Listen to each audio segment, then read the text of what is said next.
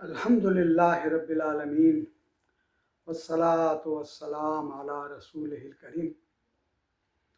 آپ سوچ رہے ہوں گے کہ ظہیر بھائی اس قسم کے موضوعات پر گفتگو نہیں کرتے تھے کبھی بھی، اب کیوں کرنے لگے ہیں؟ مسئلہ یہ ہے کہ بہت زیادہ لوگوں کا اصرار تھا اس بات پر کہ وہ جن کو سنتے ہیں ان کے ہاں کچھ ایسی باتیں سننے میں ملتی ہیں جو کیا قرآن و سنت سے لگا نہیں کھاتی اور ایک مسلمان کو ہضم بھی نہیں ہو پاتی۔ وہ اسی میں ایک بات یہ ہے کہ حدیث کا انکار، اور اب اس کے لیے ایک نئی اصطلاح آئی ہے کہ نہیں میں تو حدیث کا منکر نہیں ہوں نا۔ بالکل صحیح فرمایا۔ جب آپ نے اس کے لیے گراؤنڈ بنایا گیا پہلے حدیث کو کہا یہ حدیث ہے ہی نہیں نا، یہ تو صحابہ تھے رضی اللہ تعالیٰ عنہ مجمعین جو رسول اللہ صلی اللہ علیہ وسلم سے سنتے تھے، پھر آ کر گفتگو کر کے بتاتے تھے، تو یہ صحابہ کے لفظ ہیں، یہ حدیث نہیں ہے۔ اور پھر اس سے بھی آ کر بڑھ کر یہ بتایا گیا کہ یہ جو ہے جتنی احادیث آپ نے جمع کی ہیں یہ سب تاریخ بن گئی، یہ تاریخ ہیں، ان کا شریعت سے کوئی تعلق نہیں۔ تو پہلے گراؤنڈ لیول کیا جاتا ہے کوئی بھی بات کرنے کے لیے، کوئی بھی اپنی کوئی پروڈکٹ مارکیٹ میں لے کر آئے، اس سے پہلے بہت سارے جتن ہیں جو اسے کرنے پڑتے ہیں۔ یہ مجھے جیسے کم علم کیا بے علم شخص کی بھی ذمہ داری ہے کہ میں اس بات کو آپ تک ضرور پہنچاؤں کہ یہ ایک نیا رنگ ہے، نیا ماڈل ہے منکرین حدیث کا، نیا ورژن ہے اس کا نا، یہ جس میں کہا یہ جاتا ہے کہ نہیں ہم تو حدیث کے منکر نہیں ہیں۔ دیکھ لیجئے میری کتابوں میں جو ہے وہ 10 15 20 100 150 حدیثیں موجود ہیں۔ 100 150 حدیثوں سے موجود ہونے سے کوئی اس حقیقت سے انکار نہیں کر سکتا کہ آپ احادیث کا کلی انکار کر رہے ہیں۔ جب احادیث نے بخاری کی ان 6 کتابوں میں سے ایک کتاب ہے جو مستند ترین حدیثیں جس میں جمع ہیں، ہاں کچھ حدیثیں ہو سکتی ہیں جن کے متن پر فقہاء نے بحث کی ہے، کوئی مسئلہ نہیں ہے، اس پر بحث کی جا سکتی ہے، مگر اس کی بنیاد پر یہ کہنا کہ یہ حدیثیں ہیں ہی نہیں، اور کتنی بڑی جسارت ہے آپ کسی کو یہ کہیں کہ اگر بخاری کی طرف آپ نے رجوع کیا ہے تو آپ نے تو غلط جگہ رجوع کیا دین کو سمجھنے کے لیے۔ انا للہ و انا الیہ راجعون، یہ مطلب کسی مسلمان سے بھی ہضم ہونا بہت مشکل ہے، اور اگر کوئی جاہل مسلمان ہوگا تو وہ ہر قدم اٹھا سکتا ہے۔ اتنی بڑی بات کہہ دینا کہ حدیث کی وہ 6 کتابیں قرآن کے بعد جن پر امت کا ایمان ہے، لکھ لیجئے آپ۔ محمد علیہ السلام آپ کے ہر قول کی طرح آپ کا ہر فعل بھی سنت ہے، یاد رکھیے اس بات کو۔ قرآن نے متعدد جگہ آپ کے فعل کو واجب الاتباع قرار دیا ہے، آپ کو یہ اختیار دیا ہے۔ غور سے سنیں، ایک اللہ کا کیا ہوا حلال اور حرام ہے، اور ایک اللہ نے کہا کہ میرا رسول بھی میری دی ہوئی اجازت سے جو چیز حلال اور حرام کرے گا وہ حلال اور حرام ہو جائے گی۔ یہ اللہ کے وہ تشریعی احکام ہیں جو اللہ نے اپنے نبی کو تفویض کیے ہیں، انہیں یہ کہہ دینا کہ یہ تاریخ کا حصہ ہے، اس کی ایک بہت بڑی وجہ ہے۔ غور سے سن لیجیے، اگر ہم ساری احادیث کو تاریخ کہہ دیں گے تو پھر تاریخ کا انکار کرنا تو کوئی فتنہ تھوڑی ہے، آپ تاریخ کا انکار کریں، مگر اصل جو چیز ہے جس کی وجہ سے احادیث کو لپاٹ کر ایک طرف کیا جاتا ہے وہ یہ ہے کہ اگر حدیث نبوی اور قول نبوی اور سنت کو ہم الگ کر دیں تو پھر آپ قرآن کی جو چاہے تعویل کریں، کوئی روکنے والا نہیں آپ کو۔ اس کی صرف ایک مثال دیتا ہوں میں، کیونکہ میں بہت زیادہ اس مسئلے میں الجھنا نہیں چاہتا۔ اس درس کو آپ کافی سمجھیے گا، اس ایک چیز سے آپ سمجھ لیجئے کہ حدیث کو تاریخ کیوں کہا جاتا ہے، اس قابل کیوں کہا جاتا ہے، پتہ نہیں کب جمع ہوئی، یہ تو کیا کہتا تھا متواتر نہیں ہے، اس سے تو ہمیں ظن حاصل ہوتا ہے، اس سے ہمیں یقین حاصل نہیں ہوتا۔ یہ ساری جو دنگل ہے، زبانی کشتی ہے، یہ آپ کو اور ہمیں حدیث سے اس لیے الگ کیا جاتا ہے کہ جب ہم حدیث اور سنت کو الگ کر دیں گے قرآن سمجھنے کے لیے، اب آپ کی بھی جو مرضی چاہے جس طرح چاہے قرآن کی تشریح کریں آپ۔ اس کی صرف ایک مثال دیتا ہوں، اسے غور سے سن لیجیے آپ۔ تقریباً اللہ آپ کا بھلا کرے 21 روایتیں ہیں اور 14 صحابیوں نے مستند روایتیں ہیں. بخاری، مسلم، ترمذی، ابو داؤد، یہ 6 میں سے 4 مستند کتابیں ہیں. اس کے بعد مستدرک حاکم کی اور امام احمد کی مسند احمد، جو 30,000 حدیثیں جن میں ہے نا، ان میں یہ حدیثیں آئی ہیں جس میں رسول اللہ صلی اللہ علیہ وسلم نے فرمایا کہ عیسیٰ ابن مریم قیامت سے پہلے زندہ تشریف لائیں گے اور آ کر اتریں گے وہاں پر،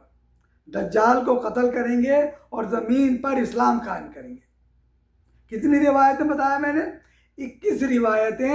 14 صحابیوں نے نقل کی ہیں، مستند صحیح سندوں کے ساتھ. حدیث کی 4 مستند کتابوں میں، مسند احمد، حاکم کے مستدرک اور اللہ آپ کا بھلا مشکات.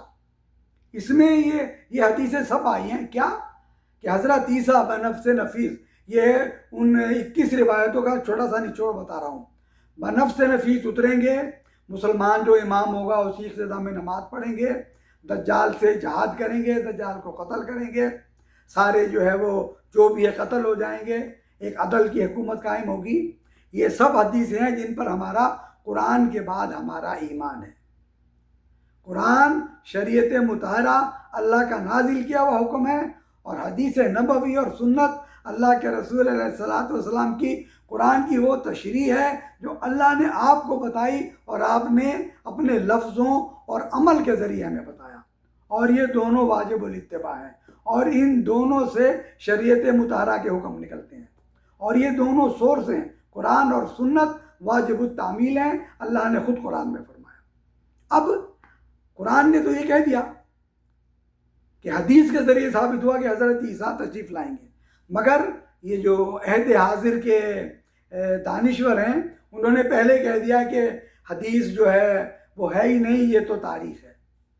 اب انہوں نے چونکہ وہ آزاد ہیں تو اس لیے کیا فرمایا، غور سے سنیں آپ. ان دانشور صاحب نے فرماتے ہیں مفکر کہ حضرت عیسیٰ اس زمین پر انتقال فرما چکے تھے. اب آزاد ہیں، یہ قرآن کے لفظوں کو جوڑ توڑ کر نکال کر آپ کو وہی بتائیں گے، متوفی کا لفظ استعمال کریں گے اور پھر بتائیں گے کہ متوفی کا مطلب کیا ہوتا ہے. مگر جب ہمارے پاس یہ حدیثیں ہوں گی اور قرآن کا یہ حکم ہوگا ہمارے سامنے کہ وما قتلوہ وما صلبوہ، نہ ان کو قتل کیا گیا نہ ان کو مصلوب کیا گیا، اور حدیث نے ان کی تشریح کر دی کہ اللہ نے ان کو اٹھا لیا. جسم اگر عام بات ہوتی، جس طرح ایسے ہی کہتے ہیں کہ ہم ہر مرنے والے کو کہتے ہیں کہ بھائی اللہ نے اٹھا لیا اسے لینا، اگر ایسی بات ہوتی تو اللہ تعالیٰ کو اتنی بڑی تمہید کرنے کی ضرورت نہیں تھی. اللہ نے یہ اس لیے بتایا کہ اتنا بڑا غیر معمولی واقعہ ہے کہ ہم نے عیسیٰ ابن مریم کو نہ تو ان کے ہاتھوں قتل کرنے دیا نہ مصلوب ہونے دیا، ہم نے ان کو اٹھا لیا زندہ، اور حدیث نے ثابت کیا کہ وہ زندہ ہی واپس آئیں گے.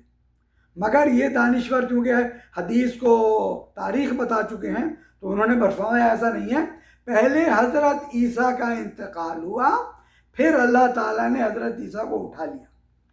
تو جب مردہ کو اٹھایا ہے، ان کی وفات ہو گئی، تو ابھی واپسی کا کوئی سوال ہی نہیں ہے.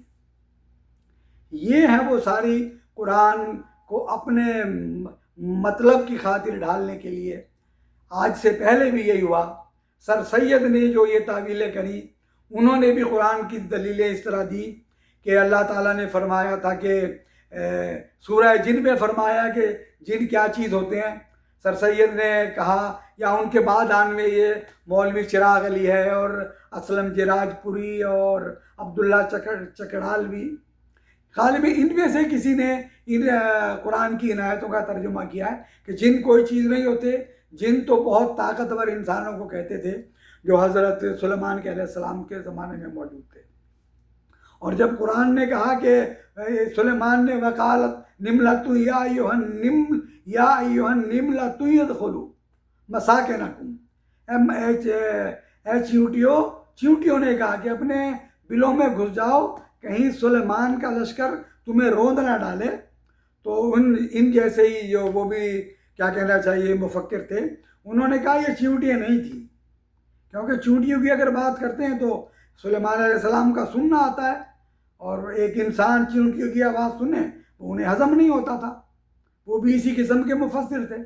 تو انہوں نے کہا کہ یہ بھی ایک قبیلہ تھا نا لملا کا نا، مگر کمزور لوگ تھے، حضرت سلیمان کے لشکر کو دیکھ کر وہ پہاڑیوں پہ چڑھ گئے تھے۔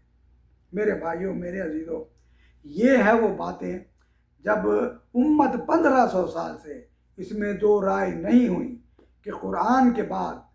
جس طرح قرآن واجب التعمیل ہے، شریعت مطہرہ نازل ہوتی ہے، اسی طرح شریعت مطہرہ رسول اللہ صلی اللہ علیہ وسلم کی سنت مطہرہ سے ثابت ہوتی ہے، واجب التعمیل ہے، تعمیل کرنے کا حکم اللہ نے دیا ہے، اور یہ حکم شریعت بھی اللہ نے آپ کو دیا تھا، جس کی وجہ سے آپ وہ دیا کرتے تھے۔